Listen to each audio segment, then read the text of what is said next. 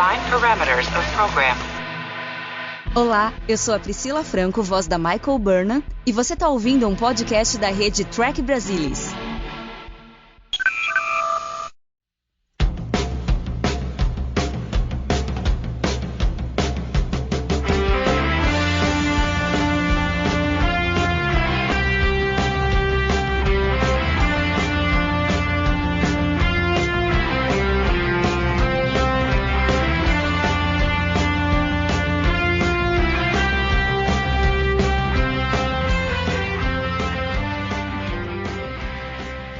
Olá, pessoal! Sejam bem-vindos ao Balde do Odo, o podcast da rede Trek Brasilis para falar sobre Deep Space Nine, a melhor série de Jornada nas Estrelas. E aqui comigo estão meus amigos Leoniners, Fernando Odo Rodrigues e Alexandre Bortolucci, e o meu amigo Aquariano Niner, que infelizmente a gente não conseguiu mudar a data de aniversário dele, Luiz Morn Castanheira. Alô. A falta que faz o orbe do tempo, né? Hoje nós vamos falar sobre Babel, o quarto episódio da primeira temporada. A história é muito simples, na realidade, e ao contrário do episódio passado, que nós tivemos 3 histórias que se entrelaçavam, nesse episódio a gente tem basicamente apenas uma. Um vírus é liberado na estação, enquanto o O'Brien estava trabalhando num replicador. De repente, começando por ele, como paciente zero, ele começou a ter uma crise de afasia e não conseguia falar nada com nada, não conseguia entender o que os outros estavam falando. E assim, sucessivamente, cada um da estação foi sucumbindo a esse vírus, e enquanto isso, os nossos queridos tripulantes estavam tentando fazer alguma coisa para conseguir descobrir o que estava acontecendo e como conseguir um antídoto para esse vírus. A gente pode começar. Fala, diga, Fernando. Mari, eu acho que é importante falar que Gramado, Vidraça, Igreja levam a maternidade, cemitério e 7 palmos. Elevador.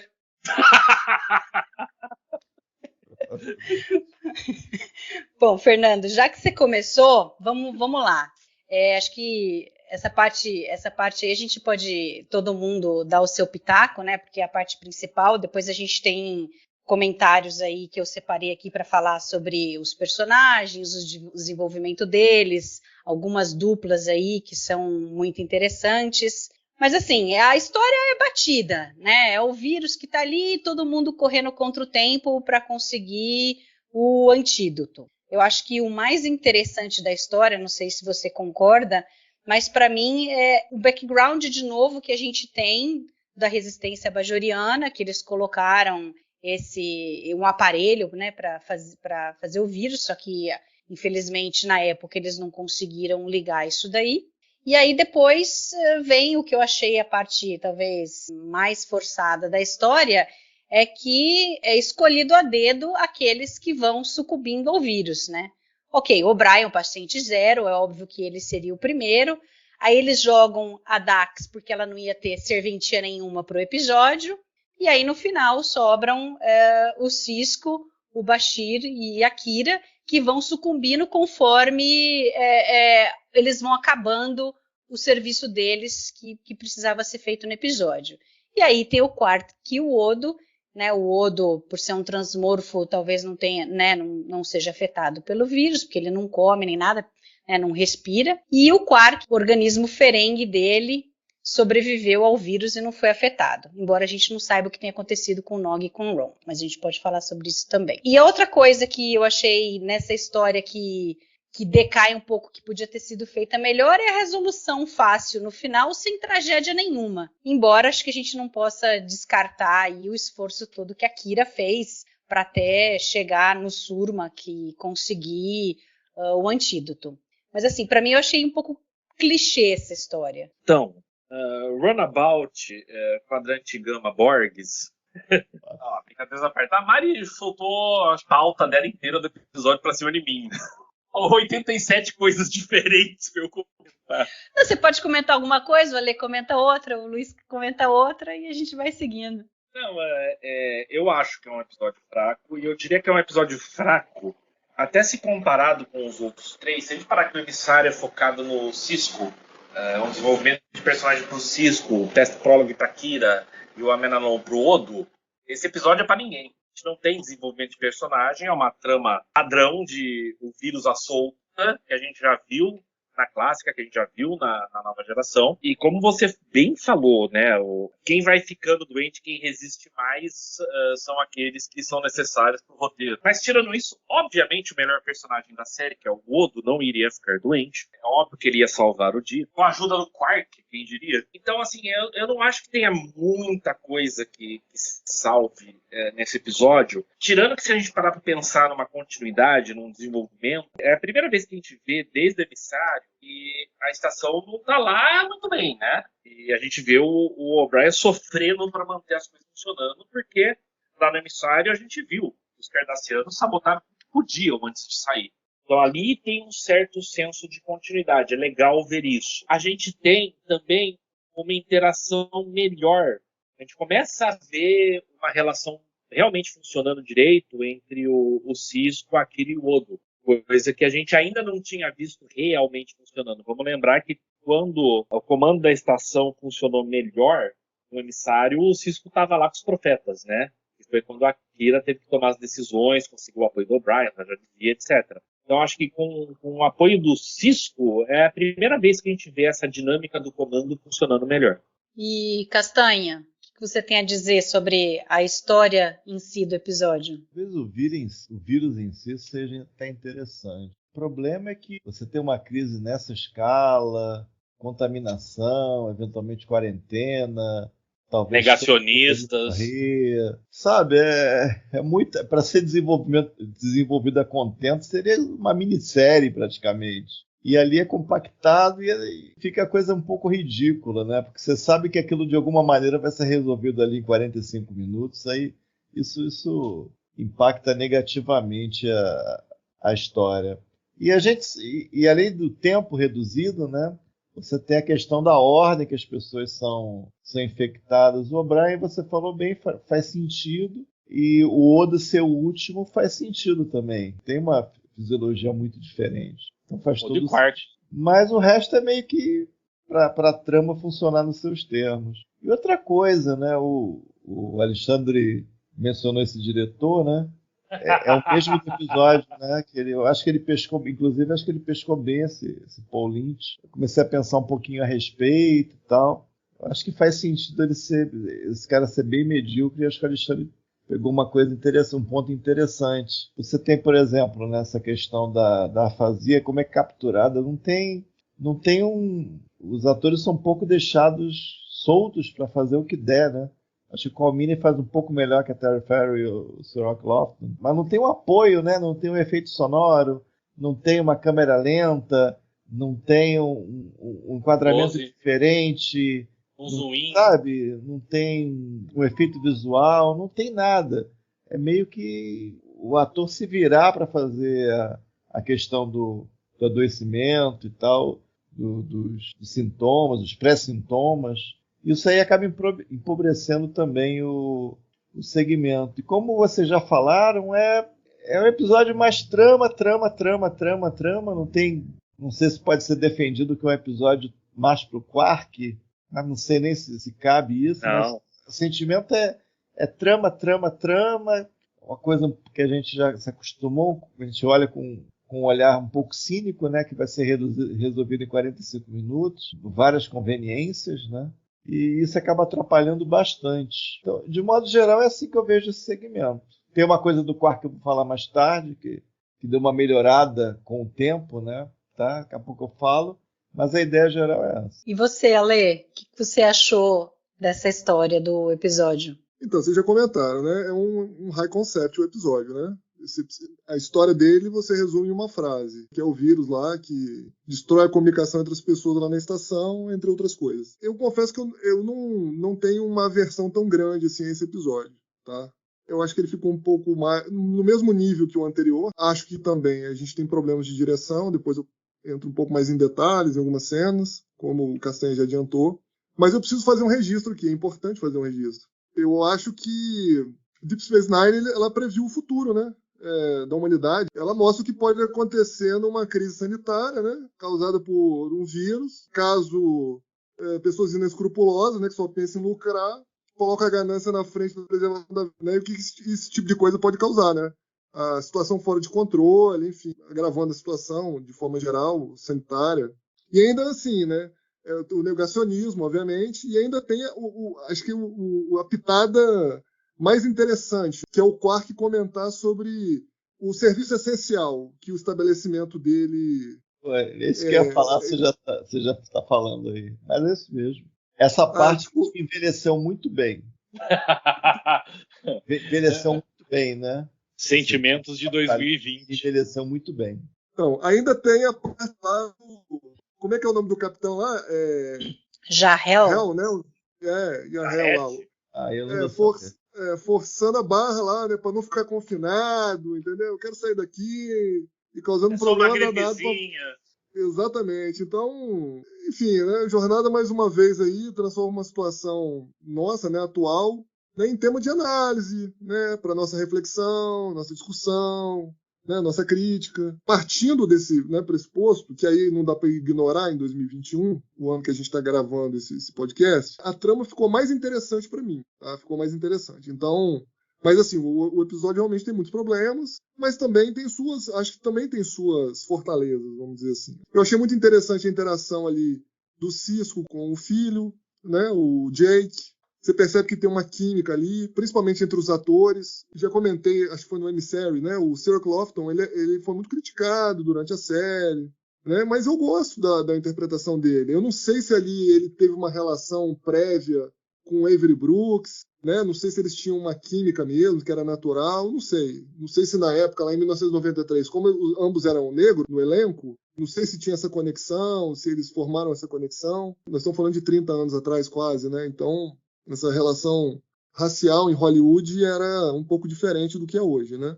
Quer dizer, também nem sei se hoje é tão diferente assim. Mas eu gosto dessa interação do Sisko com o Jake. Eu acho bem interessante. Acho que a química é muito legal. A interpretação é crível.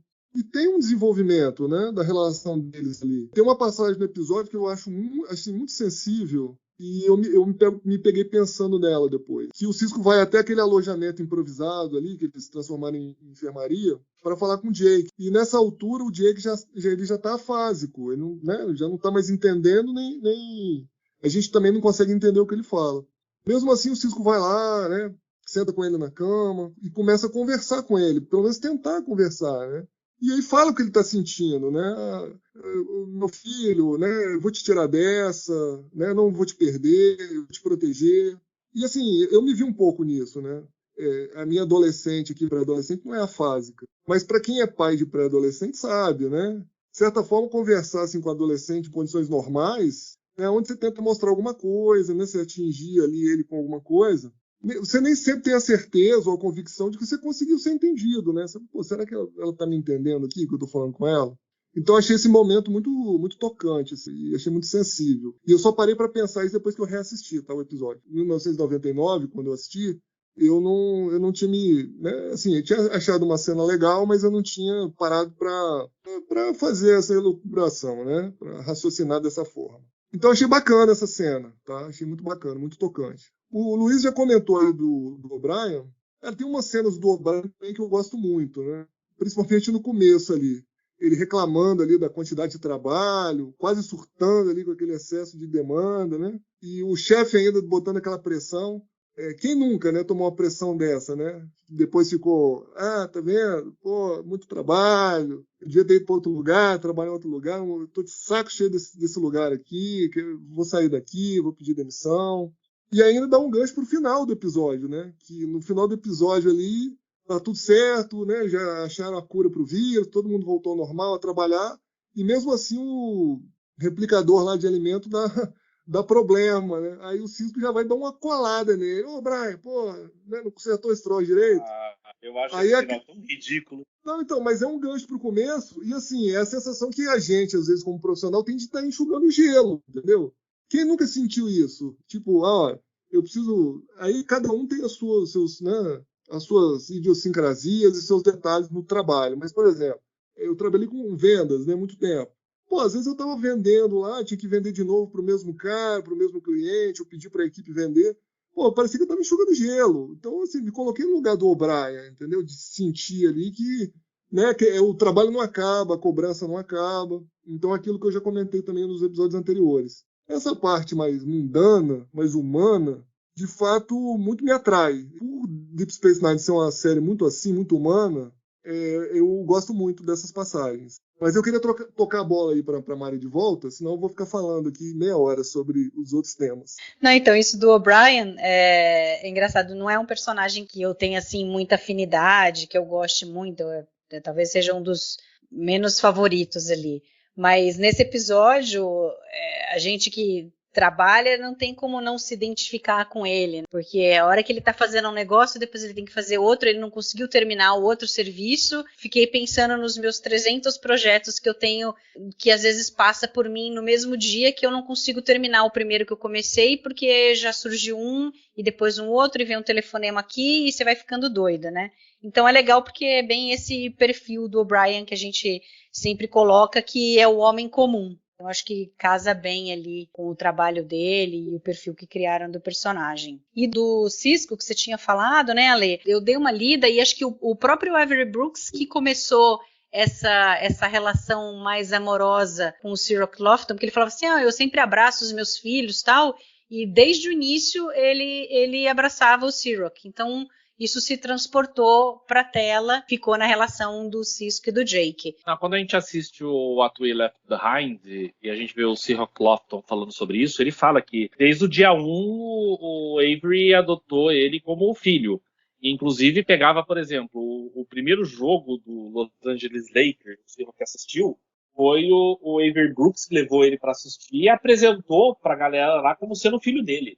Então foi uma coisa assim que partiu do Avery Brooks, porque ele sabia que era importante ter essa química na série. É bacana. Esse episódio tem uma coisa interessante, que ele tem vários detalhezinhos que às vezes passam desapercebidos, mas que eu acho legal levantar, que, por exemplo, na primeira cena que aparece o Jake com o Sisko, né, que ele vai encontrá-lo e fala pro Jake voltar pro quarto, que aí quando ele encontra lá o capitão Jarrell, né? O Jake fala que ele ainda não, que ele tava no quarto do Nog. E é engraçado que o Sisko não comenta nada, porque a gente tinha visto anteriormente que ele não queria que o Jake ficasse perto do Nog. E aí de repente ele solta essa e o Sisko não tem nenhum comentário a respeito. Eu achei interessante esse detalhe pequeno aí, que não tem nada a ver com o episódio. Mas que mostra também que o Jake e o Nog estão solidificando uma amizade que a gente vai ver ao longo dessa temporada.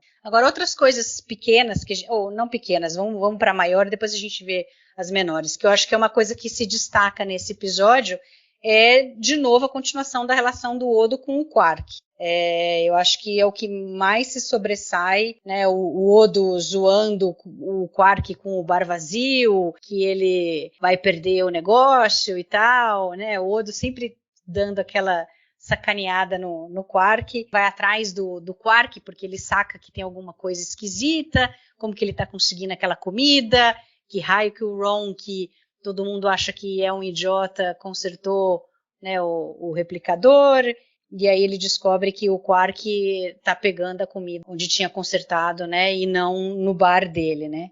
E aí depois tem aquela cena que é muito boa, que é o Quark jogando dabo sozinho ali e tal, e aí o Odo chega, e aí ele tem que dizer que não sabe jogar, que nunca aprendeu. Eu senti, Fer, você que é fanzaço do Odo, eu senti que nesse episódio eles colocaram o Odo em várias situações assim desconfortáveis, fora da zona de conforto dele, e que é bem interessante. É isso e o Sisko chamá-lo para ele ir para o Ops e ter que ajudar a fazer ali as coisas da estação, porque não tem mais ninguém para fazer isso. É uma continuidade do que a gente viu no Man Alone, né? O jogo mudou. Enquanto ele estava lá atuando sob o olhar cardassiano, ele tinha aquela função e era o promenade pronto. Agora a gente tem o New Kids on the Block e ele vai ter que começar a assumir mais responsabilidades. Eu acho que esse episódio começa a mostrar isso. Claro, a gente continua vendo a rixa dele com o Quark e os momentos são muito bons. Inclusive, quando o Odo fala que não sabe jogar dado, o Quark é por isso que você sempre tá com cara de entediado. Mas o Sisko bota ele lá para ajudar no comando da estação, depois ele fica sozinho, porque o Sisko fica afásico, ele clama por ajuda, parece o Quark, e aí ele vai lá liberar a nave para ela explodir longe da estação. A gente vê, assim, ele não é mais só... eu vou investigar as coisas que acontecem aqui. Opa, eu tenho mais do que eu posso oferecer. Eu acho que faz parte, assim, é um passinho a mais, bem pequeno, no que vai ser a jornada do personagem. Aí a gente tem também outra coisa que é menor no episódio, mas acho que vale citar, não sei se vocês têm algum comentário a fazer a respeito, né? Mas que eu acho legal o Sisko delegando a Kira uma missão super importante, que é de achar o responsável pela criação do vírus. Ele simplesmente joga na mão dela para fazer isso, porque ele não tinha o que fazer. O Bashir, que a gente podia pensar que poderia ser o responsável por resolver, porque ele é o médico, né? Ele teria que conseguir um antídoto. Mas o Sisko em nenhum momento pressiona o Bashir. Você tem que achar uma cura. Ele pressiona a Kira, porque a hora que ele volta do Bashir, que o Bashir disse que em 12 horas vai começar a morrer gente, ele não fala, não, Bashir, então você tem que achar um antídoto, você tem 12 horas para achar um antídoto. Não, ele vai até a Kira e joga nas costas dela, ó, você já achou quem que fez o vírus? Ela não, falou assim, mas daqui 12 horas vai começar a morrer gente. E aí ele joga em cima dela essa pressão, né? Então eu acho isso daí interessante. E outra cena interessante com a Kira é a Kira e a Dax, que a gente começa, assim, uma amizade entre as duas, que na realidade nunca foi exatamente muito bem desenvolvida durante a série, infelizmente. Mas é muito engraçada a cena, Castanha, não sei se você ficou reparando, mas a Dax está andando toda sorridente e a Kira com a cara fechada, né? Ela olha assim para os outros, cumprimenta assim, meio assim e tal. E eu acho que representa bem aí as duas personalidades das personagens. É verdade. O lance do vírus vocês acharam estranho meio que o sequestro que ela impõe ao cientista, ou tá tudo certo? Ela meio que acha o cara, sequestra o cara, leva o cara lá e... você tá contaminado, lamento. Eu pensei... Né? Não sei se é diplomacia pra você levar um pouquinho de cowboy dela, né? Você tá aqui, você já tá contaminado, tá? Tem que resolver isso aí, senão vai morrer também. Eu pensei nisso, eu estava reassistindo agora de pouco, e o que me chamou a atenção, o que eu pensei, o que eu racionalizei, foi que foi uma coisa um pouco forçada, mas os roteiristas querendo mostrar, olha, ela não é frota estelar, tá? Então ela pode fazer as coisas de um jeito diferente. E acho que ela tá lidando com um igual ali. O cara também era da resistência. Então ela sabia que ela podia pressioná-lo. Quando ela diz que ela não tá colocando culpa em ninguém, que ela não tá ali para botar o dedo na cara e dizer que eles criaram o vírus, porque ela, se tivesse a oportunidade, ela teria plantado esse vírus na estação há 18 anos atrás. Quer dizer, o problema dela não é com esse. O problema é que a situação mudou. As coisas mudaram, o Bajor está mudando, agora a estação não é mais cardassiana, então ele não pode deixar morrer lá todo mundo que está ali na estação por conta de um vírus que foi criado para uma coisa de defesa dos bajorianos. Eu acho que no fim não deve ter, obviamente, acontecido nada com ela, nem ele deve ter, né, o Surmak não deve ter feito nenhuma acusação, nada contra ela, porque no fim ele chegou lá e resolveu o negócio. Não sei, Alê, você teve essa mesma impressão?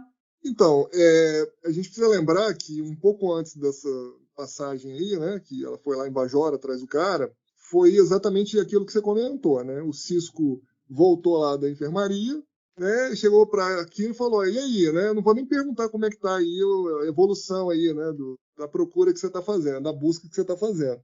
Ela, eu tô correndo atrás de fantasmas aqui. Ela falou, é bom você achar um, porque em 12 horas vai começar a morrer gente. E ele sai fora, ele joga o torpedo e sai fora. Ele vai lá pra sala dele. E você vê pela feição dela, que ela fala assim, porra, o cara jogou um negócio aqui pra mim, né, pra eu resolver, e saiu fora. E aí ela, né, aí baixou o santo ali do soldado ali, que lutou durante a vida toda contra os cardassianos. Falou, meu amigo, eu vou resolver. Ou vai ser no amor ou vai ser na dor, mas eu vou resolver esse negócio aqui. E aí foi o que a Mari falou. Ela falou, pô, eu vou lá, o cara era da resistência, o cara é bajoriano como eu. Ah, meu amigo, depois eu me entendo lá com o governo bajoriano, paciência. E, esse é o prequel do episódio Extreme Measures da 7ª temporada.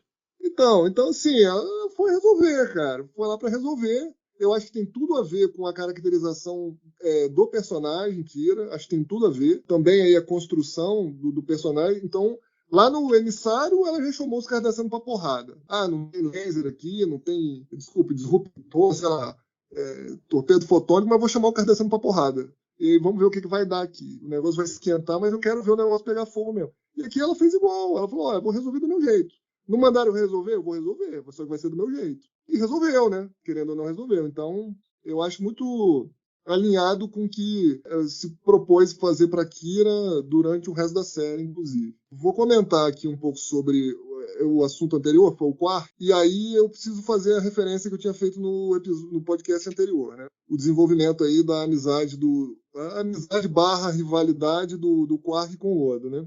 Eu não sei porquê, mas toda vez que eu assisto Deep Space Nine me dá aquele cheiro, assim, aquele insight de algum filme, alguma coisa que eu assisti. Eu já comentei aqui de Casablanca, quando o Garak entrou, começou a fazer aquelas comunicações, vamos dizer assim, né, paralelas, né, para atingir o objetivo dele. E nesse episódio, eu não sei porquê, é só sensação, tá, pessoal? Não estou dizendo que tem a ver com os filmes, é uma sensação que eu tenho, uma sensação pessoal minha. Toda vez que eu vejo essa relação do Quark com o Odo, eu me lembro muito do filme do Luc Besson dos anos 80, chamado Imensidão Azul. Não sei se vocês já assistiram. O cara lá tem um lance meio golfinho. Um mergulhador, não é? Isso, exatamente. Isso. Então, não sei por que isso me vem. Tá? Me vem a minha memória esse tipo de relação que eles têm com o filme. Eu volto a repetir, é só uma sensação. Então, eu gosto muito, né? E como a Mari já comentou, um fica sacaneando o outro. Só que, no começo, né, o Odo fica sacaneando mais o Quark, e depois, ao contrário, o Quark que começa a sacanear mais o Odo, né? Que aí, assim, o Quark fala, pra ir pro tudo ou nada? Então, beleza, eu vou pro tudo ou nada, então. E começa a sacanear. Aí tem aquele lance dele, você sabe usar o teletransporte? Ele, claro, eu servi num cargueiro Ferengue por 8 anos. Eu via lá eles fazendo e o Odo já tá lá na estação para ser transportado. Mas como assim, você viu? Meu amigo, não se preocupa não, eu acho que eu vi direitinho. E aperta o botão e teletransporta ele. E no final também, ele fala, né, depois que o Odo consegue soltar lá a nave lá da estação, que a nave explode, aí o Quark, Odo, você tá aí? Aí o cara, tenta não ficar muito decepcionado que você ouviu minha voz e tá vendo que eu tô vivo, não. Ele falou, não, cara, na verdade, vamos negociar aqui o valor, né, que você tem que me pagar pelo perigo que você me fez passar, entendeu? Aí o outro faz aquela cara, assim, de fúria. Eu achei que tá muito interessante. Então, acho que, sim, é um crescimento também, e a gente já comentou no podcast passado. Deep Space Nine vai colocando os tijolinhos, né? Um tijolinho aqui, um tijolinho ali, aí no outro episódio é mais um tijolinho, e isso vai construindo, né? A base, o alicerce da série para ela se tornar o que ela se tornou. Então, assim, eu gosto muito. E aí, como eu falei, o episódio mostrou que ele estava indo por tudo ou nada, né? Que ele é um cara inconsequente, né? Bem-humorado, que ele se diverte em praticamente qualquer situação. Se a vida dele não tiver em risco, ele está se divertindo, né? Ele está vendo o pau quebrar e está gostando. E isso aparece mais para frente na série também. Então, eu gosto muito dessa relação deles. E tem uma cena que eu acho engraçada, é meio bobinha, enfim, né? Mas eu acho engraçado, do Quark, que é quando o Quark tá lá naquela enfermaria que eles fazem lá num dos aposentos, e o Cisco chega. Aí, o Fernando já lembrou. E o Cisco chega, né? E fala, pô, né? Conseguiu escapar dessa, né, Quark? Aí o Quark fala assim, não, meu cara, você tá subestimando o sistema imunológico Ferengue, meu cara. Eu só tô aqui para verificar se algum dos meus clientes aqui não tá usando essa doença para evitar de me pagar, né? Aí o Cisco fala, não, mas ninguém seria tão diabólico assim, né? Ninguém seria tão diabólico. Não, eu seria. Eu achei muita graça. Você, ouro, me deve. Não, mas eu acho engraçado que ele fazia... Tem um cara lá que ele fazia para tentar se comunicar por cobrar o negócio, gente. É o fim do universo aquilo ali. É o que eu falei aqui agora. Você, ouro, me deve! Não, e é engraçado, Ale, essa cena que você comentou aí do Quark do teletransporte, o Quark acho que tá sacaneando a cena dele anterior com o Dabo, porque ele fala assim, pô, você ficou aí o tempo inteiro olhando, faz anos que você olha aqui no Quarks Bar o pessoal jogando e você nunca aprendeu, e aí ele diz que ele passou 8 anos lá no cargueiro olhando o pessoal controlando, o Odo, nossa... Não, eu nunca tinha pensado dessa forma, Mari, mas é genial, mas realmente. A hora que o Alexandre começou a falar, que me veio o paralelo das duas cenas. Assim, né? Muito bom. A sacanagem do Quark. E aí, falando em sacanagens e coisas engraçadas, eu acho que esse episódio tem um quê, assim, de... Apesar do assunto sério que está ocorrendo, tem várias coisas que eles colocam que deixa a coisa mais leve, assim, que deixa o episódio um viés, assim, meio cômico. Vocês acharam isso? A Kira zombando o O'Brien, quando ela vai dizer assim, antes dele se tornar afásico, Chief, será que agora é um bom momento para eu dizer que o elevador 3 parou de funcionar? E aí ele olha para ela assim, tá brincando. Talvez ele fosse melhor se fosse uma farsa, mas eles não tentassem pelo lado da encrenca, né? De pessoal que vai morrer, ter esse cronômetro aí da morte, que obviamente está dado que não vai acontecer. Então talvez fosse melhor investir mais na farsa. Aquilo que o Alexandre mencionou, que tem uma rima com o início, que depois dessa quase tragédia no meio fica um pouco deslocada, que você acaba até esquecendo do começo, que teve aquela coisa bem, bem facesca, né? Talvez vocês tivessem dado um jeito de reescrever a epidemia ali de uma maneira que mantivesse a farsa, que a doença fosse basicamente, até certo ponto, inofensiva, e manter nesse nível o episódio fosse mais bem sucedido. Mas eles tentam dar aquela encrenca, é a encrenca desdentada, que você sabe que não vai a lugar nenhum. Entendeu? Talvez fosse só farsa, talvez fosse um episódio de melhor memória, talvez, como um conjunto.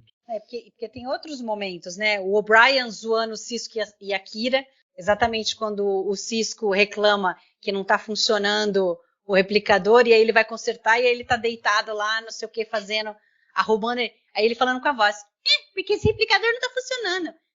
Porque esse meu painel aqui não tá funcionando. Doera mesmo. E aí o paralelo que, eu não sei quem que fala agora, não, o Odo fala pra Kira, quando a Kira vai sair para procurar o Surma, que ele fala assim, espero que a hora que ela volte tenha alguém na estação para recebê-la. E aí quando ela chega, Quark, né? Quando ela chega é o Quark, né? E ela, Quark, o que você tá fazendo aí, né? Mas realmente, o apocalipse você chegou. Falou bem. Se eles tivessem feito uma coisa mais light, que não fosse essa coisa das pessoas morrerem e tal, talvez o episódio tivesse ficado melhor.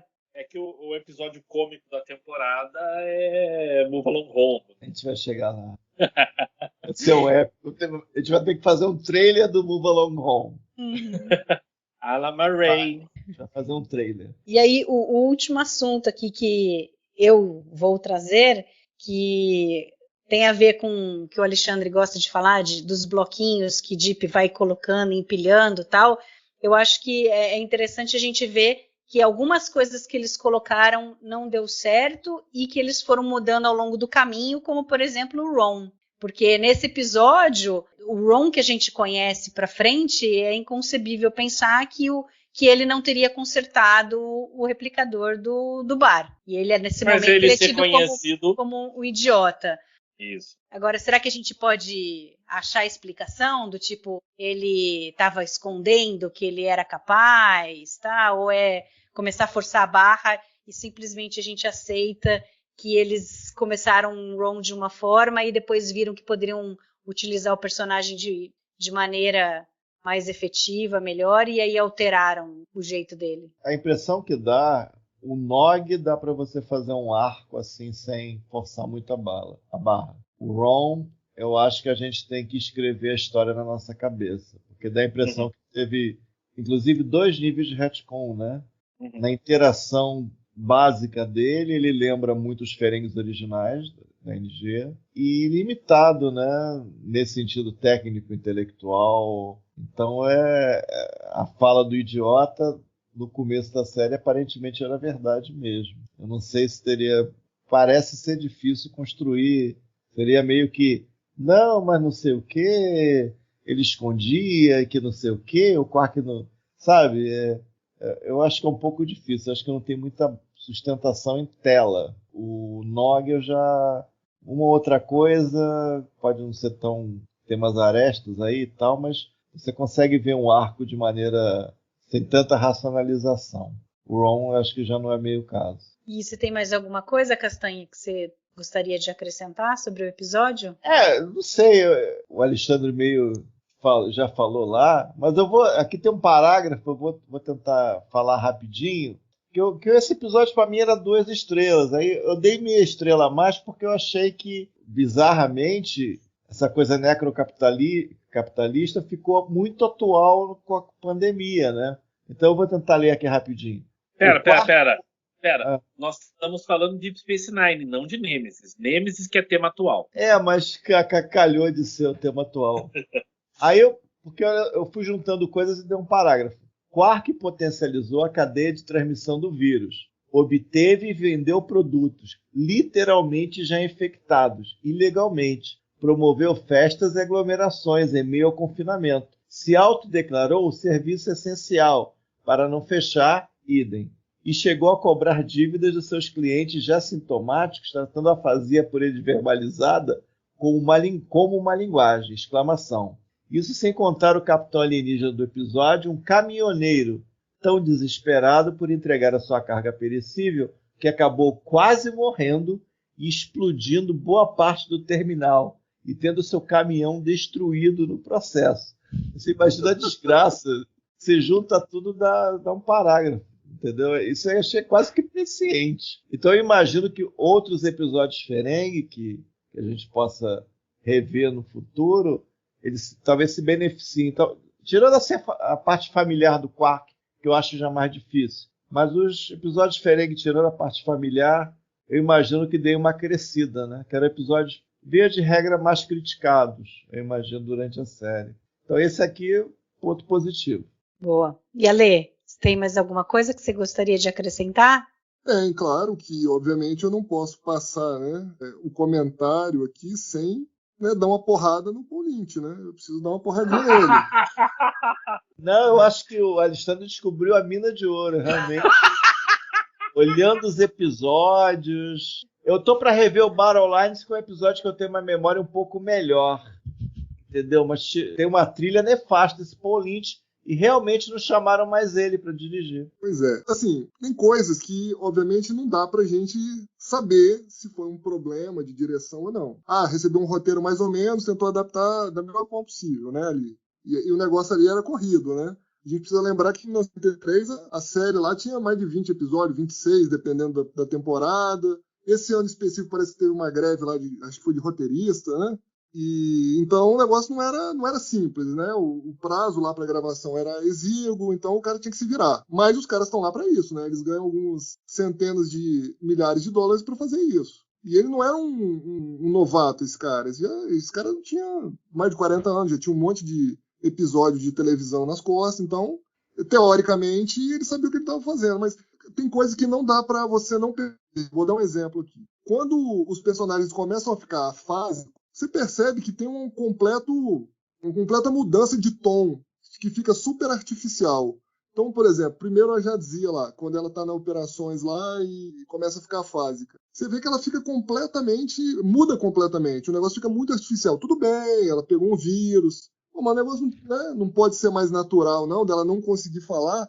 E você percebe que nos atores mais jovens, no caso, né, a Terry Farrell, na época lá o Ciri Gale-Fadil, e mesmo o Cirroc Lofton, isso é mais notado. Quando você vai para o O'Brien, por exemplo, para a própria Kira, para o Sisko, o negócio vai de forma um pouco menos agressiva, vamos dizer assim, quando você está vendo a cena. Então o que eu acho que aconteceu é o seguinte, o Paul Lynch deve ter falado, você tem que mostrar aí, cara, que você está doente, que o vírus te pegou, né? Não está parecendo muito aí que o vírus te pegou. E aí os caras mais novos, né, menos experiência, o cara acata lá totalmente o que o diretor tá querendo. O cara que é mais experiente, né, tem o lombo mais curado, vamos dizer assim, ele fala, beleza, o cara tá falando para eu fazer assim, mas eu vou fazer do meu jeito aqui, eu vou fazer do jeito que eu acho certo, entendeu? Então, tá muito forçado. Se vocês tiverem a oportunidade de ver de novo esse episódio, vocês vão perceber. Mas tem uma pausa muito grande, né, aí faz uma cara assim de assustado, assim, principalmente percebam principalmente a Terry Farrell e o Sidney Gaffario. É que agora é Alexander Siddig, né? Depois ele mudou o nome, mas o Bashir e a Jadzia, percebam. E pra mim isso aí tá na cara que isso aí tipo assim, o diretor tá dando orientação, ou não está dando a orientação correta. E aí assim, você pega um episódio que não tem aquela história assim, né, tão, vamos dizer assim, né, não, a história do episódio não é lá essas coisas, tudo baseado num high concept inteiro pra você desenvolver.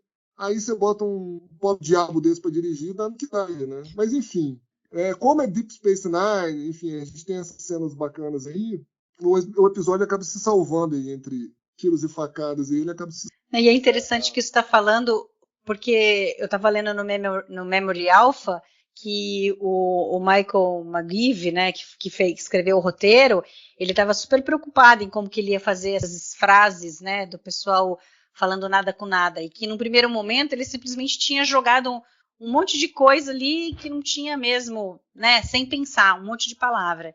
E que aí parece que eles, não sei se eles testaram ou o que foi, mas que não estava dando muito certo. E aí depois ele ele reescreveu para que ele colocasse palavras, para que a hora que o ator falasse a frase, embora não tivesse um sentido, as palavras tivessem uma certa entonação que parecesse que ele estava falando alguma coisa. Que até, né, ficou aquela coisa, pô, será que tem alguma coisa escondida que dá pra gente descobrir o que na realidade eles estavam falando? Não tinha, mas que ele conseguiu. E aí a gente vê que o cara teve um baita de um trabalho por trás para fazer isso, né? E aí, de repente, o diretor vai lá e não consegue aproveitar isso daí na sua capacidade total, né? Toda vez que eu vejo um episódio do Paul Lynch, eu lembro do Victor Nobel, lá no MDP o Mundo. Oh, meu Deus, tá vendo? Às vezes a diferença entre o sucesso e o fracasso de uma série é quem tá pilotando, né? Quem tá ali à frente do negócio. E tem mais 3 episódios dele nessa temporada. Eles estão sendo extremamente injustos. The Passenger hoje, gente, é complicado. Eles estão sendo extremamente injustos com o Paul Lynch, que é um diretor de grande sucesso. Eu tô com a página dele do MDB aberta. Sabe, ele dirigiu, por exemplo, um episódio de Kung Fu, A Lenda Continua. Ele dirigiu 5 episódios daquela fantástica série de TV do Robocop. Ele dirigiu um episódio de Baywatch Nights. Isso é um clássico, gente. Não, eu tô sacaneando. Mas ele dirigiu alguns da nova geração, né? Ele passou entre 2004 e 2014, por 10 anos, ele ficou sem fazer nada. E aí voltou a dirigir alguma coisa. Ele era aquele diretor basicão de série de TV, entendeu? Você olha os créditos dele, é o que ele faz. Não tem nada no currículo dele que se destaque. Talvez o maior destaque seja a nova geração e você, Fernando, tem mais alguma outra coisa para você acrescentar? Piscina, neve, cedros. Você vê como é difícil escrever afasia, né? Como você acabou de falar aí. Tinha que pensar bem para fazer uma frase e soar direito. Eu vou concordar com o Castanha. Eu acho que se esse episódio fosse mais para farsa, teria ficado uma coisa melhor. Vou concordar com o Alê. E Paul Lynch é uma porcaria, até porque se vocês olharem a premissa de como funciona o vírus da afasia, a pessoa não é só que ela não consegue se expressar, ela também não entende o que as pessoas falam. E dependendo do ator que está sendo representado ali, você vê que ele está entendendo o que as pessoas estão falando para ele. Não tem um padrão ali, fica muito estranho. Isso, nitidamente, é do diretor, né? O Castanha estava falando aí. Enfraquece a apresentação, né? Porque se você consegue capturar esse senso de desorientação, tanto do que entra quanto do que sai, tem um certo impacto dramático. Quando a coisa fica pouco estabelecida, esse foco dramático que pega o espectador não surge, e aí isso está frouxo, isso não está chamando atenção, isso não está legal. Inclusive, poderia ter slow motion, poderia ter, sei lá, câmera subjetiva, poderia ter várias coisas ali para ajudar o ator, né? Não sei se é questão da falta de orçamento ou se é questão da falta de criatividade do diretor também, mas que não tinha, era basicamente se vira, meu filho, entendeu? Não tinha nada além disso. Porque se você for pensar em dinheiro, Castanha, dinheiro tinha. Teve uma cena de explosão, de efeito especial, que foi produzida para esse episódio. Teve uma cena do Odo sendo bandeja e bandeja não, carrinho, né, de buffet e se transformando no Odo. Sim. Pois é, isso aí é o tipo de coisa que a gente nunca vai saber, né? Mas é bom dar assunto pra gente continuar fazendo que é bacana. Aí já fica assim, ó. Por enquanto, o grande vilão da primeira temporada não é do K, é Paul Lynch. Cara, é uma tese forte, hein? É uma tese. Ele dirigiu 5 episódios de 20, é um quarto dos episódios, pelo amor. O Battle Lines é bom, é um episódio muito bom. Vamos ver a hora que a gente chegar lá. Eu vou rever. A memória que eu tenho dele é boa.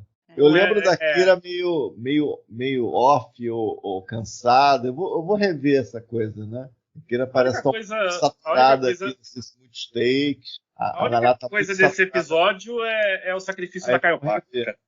Mas eu falo do Passenger, eu assisti hoje, é dose para elefante. É dose. Passenger é aquele do carinha que tem aquela chave transmórfica? Não, Passenger é aquele que aquele é Vortex. Quântica, que toma o controle do Bashir. Entendeu? Cara, eu vou ter que rever isso. O Cid, ele faz uma voz do Bashir Vântica que é surreal, gente. Surreal. Vamos para encerrar aqui, já que o Odo começou isso no episódio passado. Castanha, a sua são 2,5 estrelas, é isso? Babel 2,5. E você, Fernando? Sigo o relator, 2,5 estrelas. Ale? 2,5 também. Então temos unanimidade, vou jogar 2,5 também aqui. Bom, pessoal, muito obrigada por vocês terem escutado a gente até aqui. Voltamos daqui 15 dias, se tudo der certo. E obrigada, Odo, Castanha e Ale. Valeu. Falou, até a próxima. Valeu.